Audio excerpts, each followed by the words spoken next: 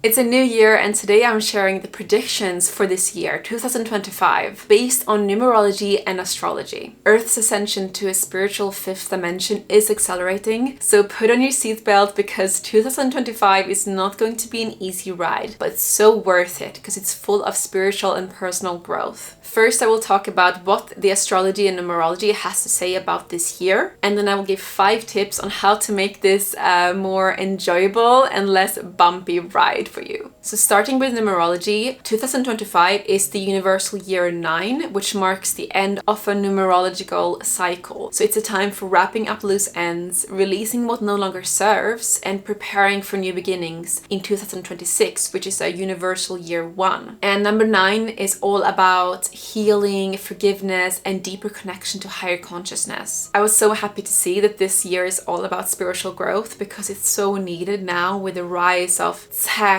and AI. You might have heard about the ancient civilization of Atlantis, which the Greek philosopher Plato talks about, among others. And they were super advanced with technology, but they didn't use it responsibly, and they became greedy and power hungry, and it led to the fall of Atlantis.